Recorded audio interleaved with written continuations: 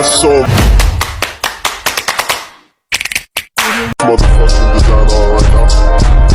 Bring it down, bring it down, bring it down. I got 3 whole guys to the wall.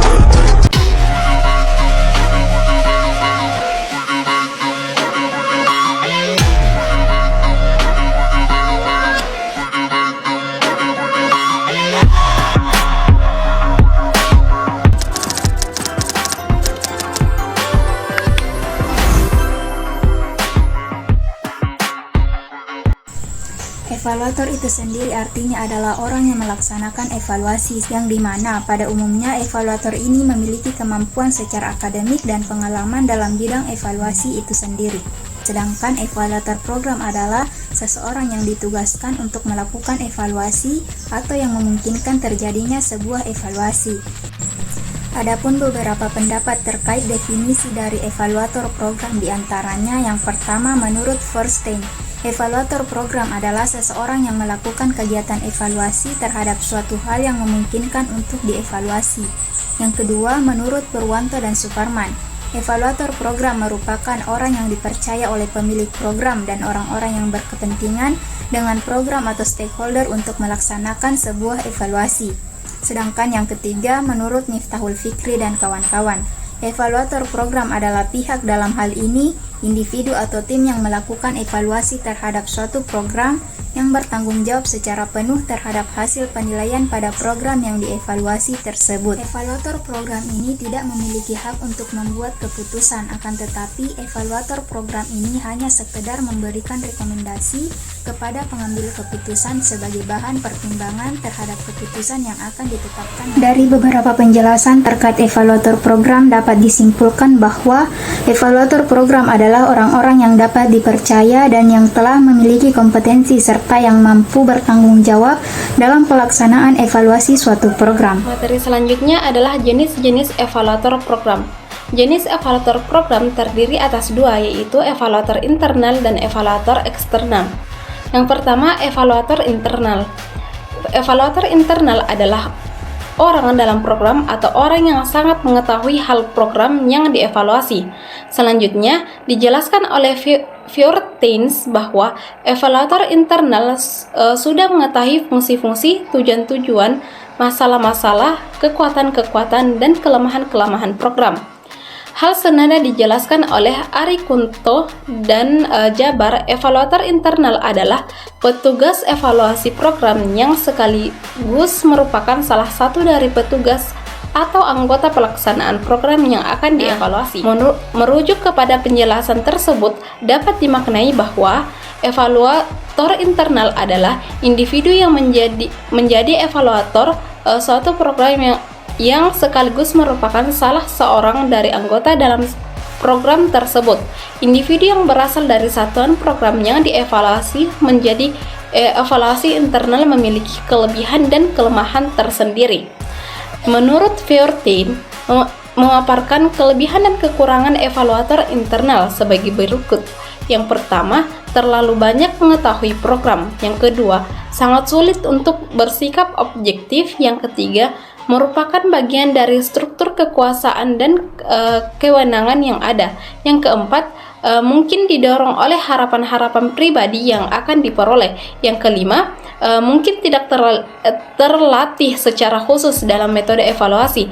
Tidak banyak, mungkin hanya sedikit lebih banyak pengalaman mengikuti training dibandingkan online yang terlibat dalam program.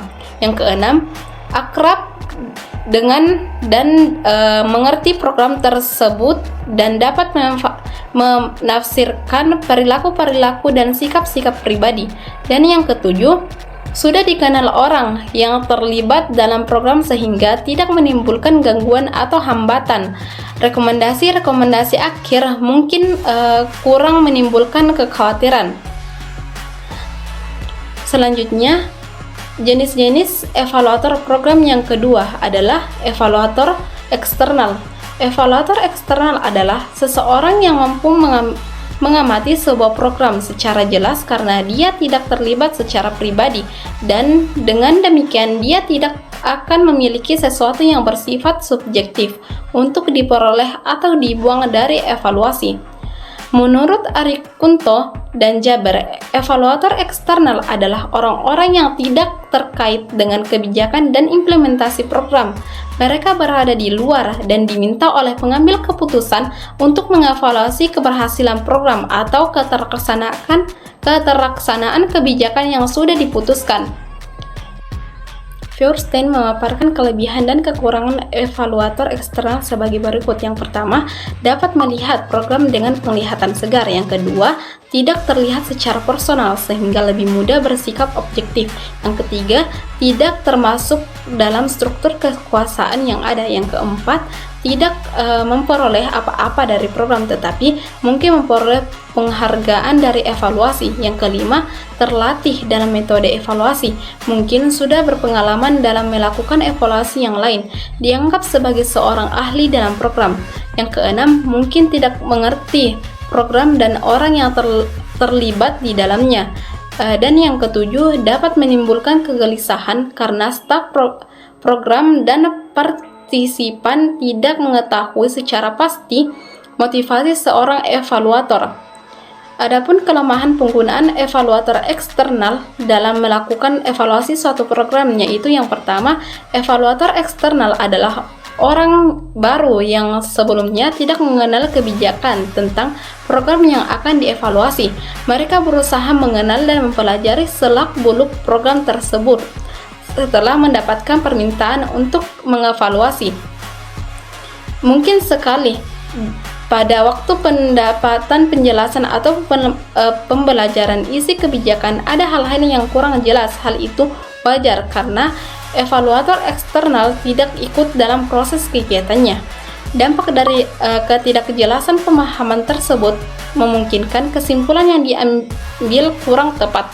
Yang kedua, pemborosan penghasilan keputusan atau kebijakan. Dalam hal ini, bertindak sebagai sponsor harus mengeluarkan dana atau honor yang cukup banyak untuk membayar evaluator eksternal tersebut.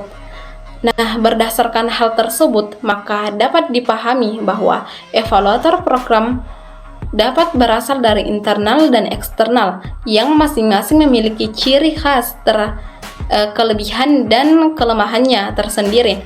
Evaluator internal merupakan individu atau tim yang berasal dari dalam program yang memiliki potensi bahwa hasil evaluasi cenderung bersifat objektivitas, sedangkan evaluator eksternal merupakan individu atau tim yang berasal dari luar program yang hasil evaluasi cenderung bersifat objektif.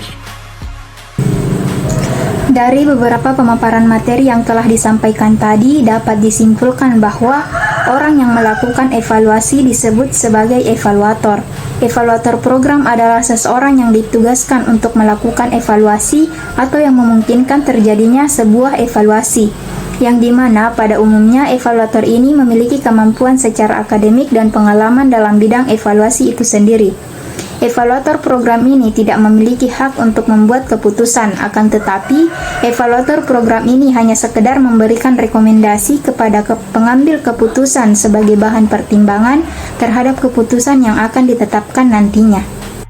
Evaluator program ini terdiri dari dua jenis, yaitu evaluator internal dan evaluator eksternal.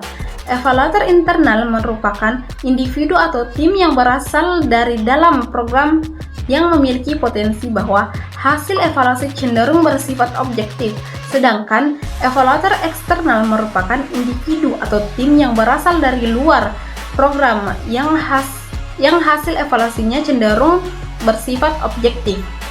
Nah, evaluasi program ini sangatlah penting dilakukan pada lembaga pendidik. Pelaksanaan evaluasi di lembaga pendidikan ini terlepas dari peran seorang evaluator yang profesional, baik itu evaluator internal maupun evaluator eksternal. Hal ini dilakukan agar hasil evaluasi dapat dijadikan sebagai acuan dalam pengembangan mutu lembaga pendidikan.